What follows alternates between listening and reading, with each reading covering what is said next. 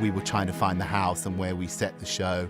The Downton was so, another character for the script. And to get that house right was very important for us. Highclere gave us the interior, the exterior, the grounds, and suited the script. Well, it is a character. It's a character in my life. It's a huge, imposing, extravagant, enormous part of my life. And it's got a definite personality. It's quite masculine. It's not a pretty house. You can't do flowery wallpaper. It's a I've made it kind of house. This is much more of a trumpet blast. I think Highclere is a unique architectural statement, and it tells us much more about the confidence of the late Victorians and the confidence of high empire. You have a sense of stewardship and of passing on, and I think you're particularly aware of it in a big house like this because, in a sense, we don't own it. We're just, custodians for time. Whenever I drive in across the bridge into the park, I just think it's a completely different world. It's really special. And if I ever get over that, then I think I've lost the plot.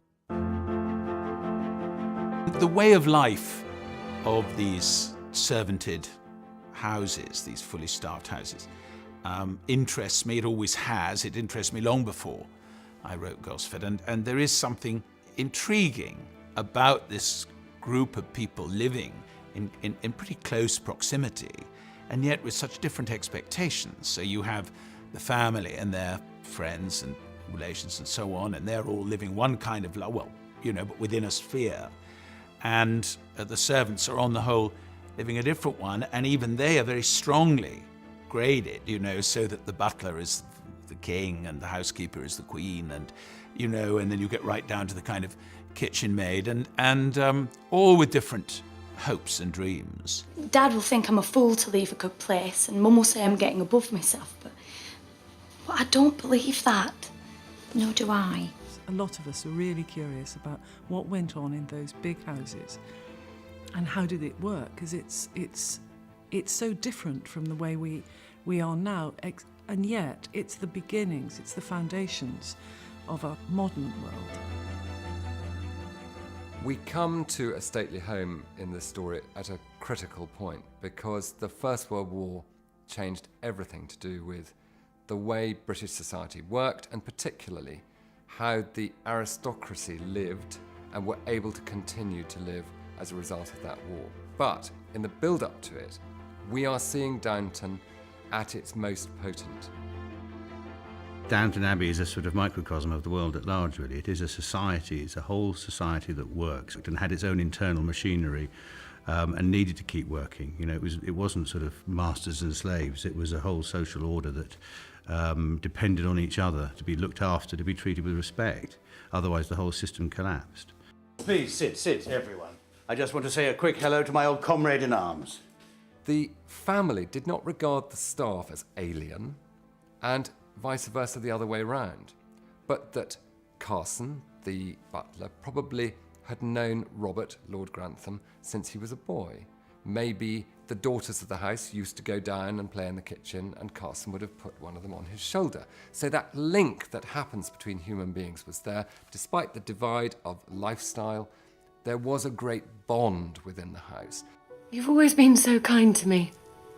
Always. From when I was quite a little girl. Why is that? Even a butler has his favourites, my lady. There's an us and a them downstairs as well, because there's a divide between the servants, and you've got Thomas and O'Brien on one side who are kind of duplicitous and scheming and very ambitious, and then you've got the rest of them, the Bates and the Annas, the ladies' maids, and you can see there's two sides downstairs, and it can get quite nasty sometimes. There's an us and a them downstairs and an us and a them across the class divide. I can't believe I've been passed over for Long John Silver. You should have spoken up when you had the chance. Don't make the same mistake next time. Who says there'll be a next time? They guarded their position, and they struggled to move up.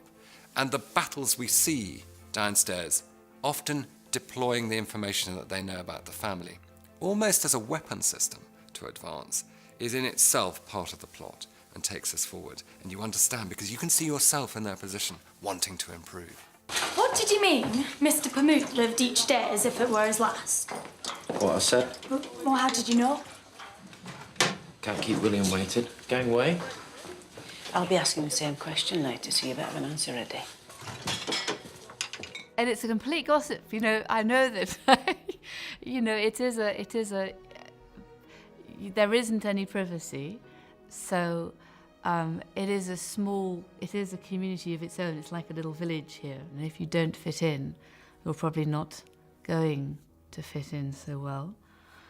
And it matters to my husband and I that people who come here fit in with who's here, because we value and like them hugely. You get a sense in this this series of, you know, the flurry of activity downstairs, the duck's feet going like crazy downstairs to keep it all smooth and calm upstairs. Alistair said that as soon as the family move out of the room, maids descend on the room, plump all the cushions, so it's absolutely perfect. When if somebody came and walked back in, it miraculously, like a very good, well managed stage production. I think there was sacrifice. There also was considerable discipline in this way of life, and it was personal, self-discipline. You must remember that a good servant at all times retains a sense of pride and dignity that reflects the pride and dignity of the family he serves. And never make me remind you of it again. Service may seem tough in a house like this, but what were the options?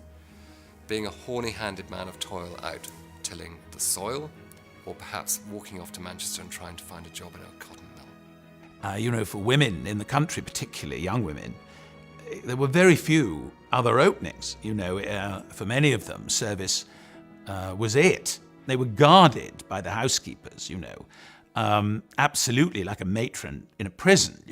So there was no hanky-panky. I mean, all that stuff in period drama where the younger son of the house is permanently up in the maid's corridor. I mean, for the most part, in a well-run house, he didn't have a prayer.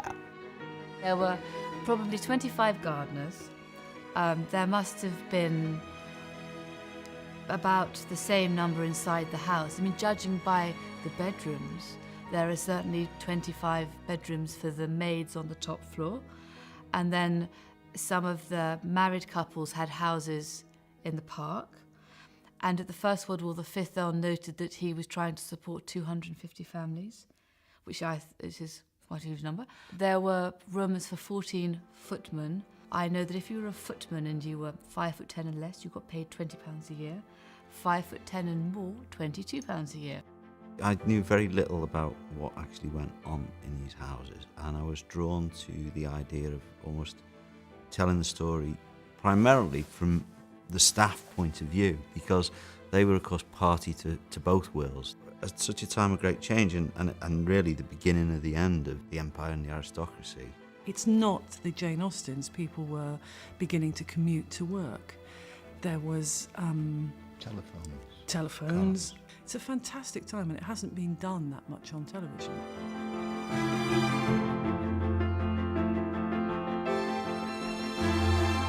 Before the First World War, the family here, the 5th Earl of Carnarvon, married the illegitimate daughter of Alfred de Rothschild, and she came with a dowry in 1895 of £500,000, about £30 million today. A time of huge exuberance. They didn't have the one car, which I see you driving up. He'd have had 12. He had a car for himself, a car for his mechanic, a car for his chauffeur. His wife put in one of the earliest electrical circuits in this house in 1895, which was phenomenal. I feel as if I were on stage at the Gaiety. She was very, very much present, and she'd have known exactly what was going on.